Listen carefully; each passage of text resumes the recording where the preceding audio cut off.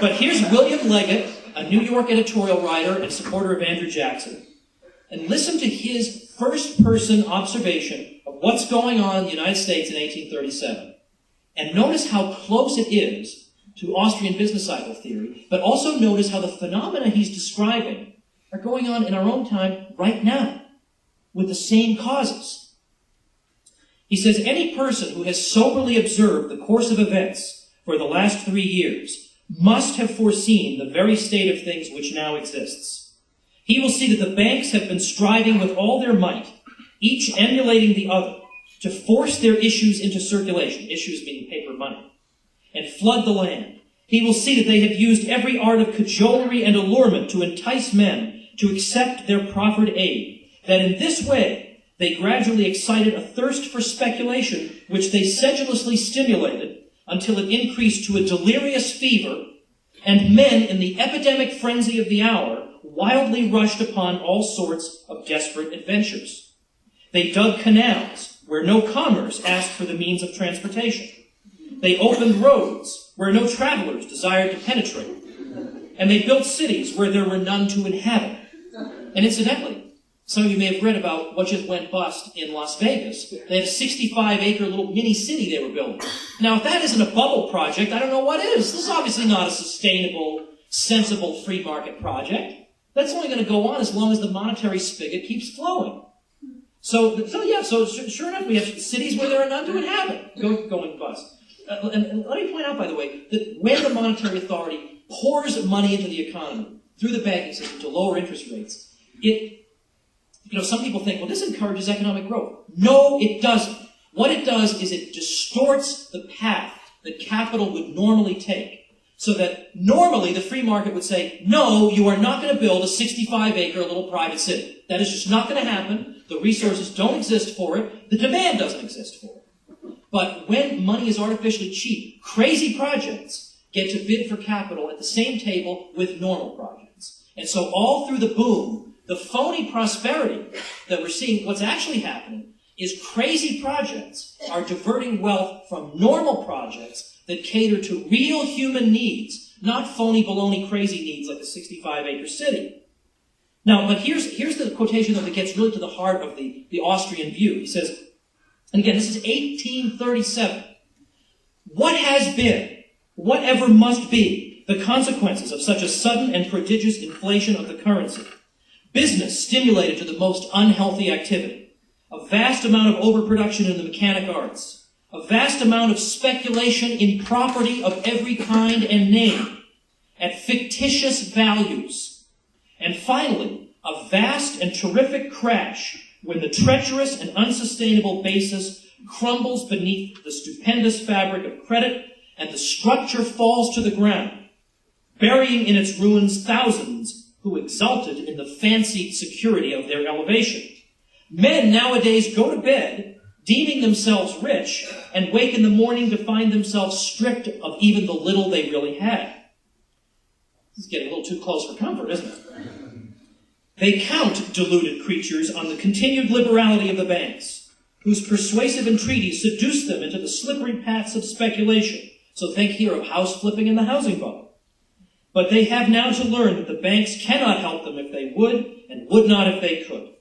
They were free enough to lend their aid when assistance is not needed, but now when it is indispensable to carry out the projects which would not have been undertaken, but for the temptations they held forth, no further resources can be supplied. Well, quite interesting indeed. Now, it's also noteworthy that we see throughout the history of American panics and boom-bust cycles that people are always noticing that lending standards seem to decline during these periods. So this is, again, a misplaced emphasis right now. Everybody's saying it's Community Reinvestment Act and the federal government. Yes, it is. That is definitely part of it. The federal government does seem to believe in the bread from stones philosophy of economics, that you can create nothing, you can create something out of nothing, and that wealth is a shortcut to wealth that does not involve saving, production, and entrepreneurial skill. But every time, think of the logic of it. When the Fed increases the supply of money, and it does so through the banking system, the banks now have more to lend. And given the incentive structure that exists in our banking system right now, they want to lend the maximum that they're allowed to lend. But now think of this analogy. Imagine I'm a basketball coach, and I'm suddenly told 10 minutes after I'm able to choose all my players, oh, by the way, we've changed the rules. You can choose 2 more players. Well, inevitably, I have to choose the additional players from a pool of people I had initially rejected. Same goes for lenders. Where are they going to get the additional people to lend this money to? From a pool of people they would otherwise have rejected. So naturally and inevitably, the lending standards come down. So again, it becomes important to look at the root causes, not just look at the symptoms. We've had enough of that. We've had enough of thinking that maybe umbrellas are causing the rain. We have to look at the root causes of what's going on here.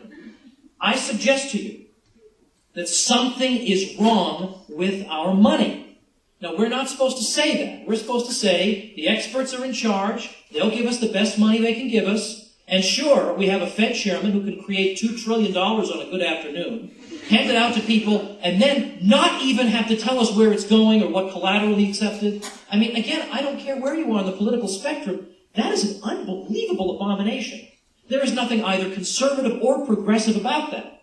And so that's why I'm so glad that H.R. 1207 is making its way through Congress to audit the Federal Reserve. Could you imagine a congressman voting no on that? No, you know what? No, I think I want to have a secretive organization in charge of the money. I think that's what I want. No audit necessary. But something is wrong with the money. What we've seen, and what I hope I've at least made you think about in what I've said about business cycle theory, is that artificially manipulated, unbacked paper money can give us boom and bust. And then when the bust comes, those major firms that have gone bust then turn to the paper money producer and ask for a bailout. And they usually get what they want.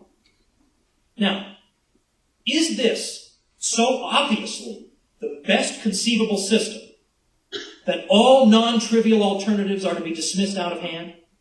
And yet, do we even hear this subject even broached on CNBC or wherever other morons we're listening to, basically? I mean, boy, Jon Stewart really nailed CNBC. I mean, really, a dartboard would have been like 3 times as good as the advice you were getting there. By the way, there goes my chance of ever being on CNBC. That's out the window. But in any event, we're not hearing this. We're not hearing anything like this. All we're hearing is, we need more regulation. You know, we need the system as it is, just a little more regulation. But again, I think that is just intellectual laziness of the most contemptible sort. Because as we're seeing, there are systematic, institutional factors that are leading to the unhappy outcomes we're witnessing. A little more regulation is totally beside the point.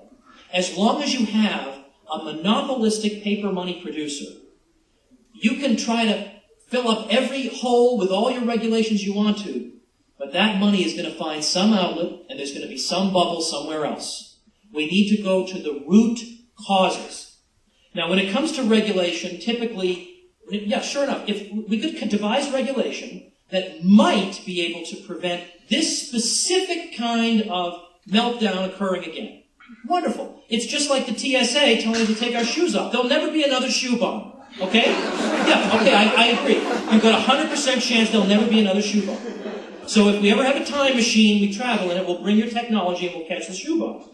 And likewise, sure, you can devise something so that specifically Enron will never happen again. Or specifically this. Meanwhile, these things have terrible side effects, as Sarbanes-Oxley has had, making capital flee like there's no tomorrow from the United States. So again, we're not looking at the root causes.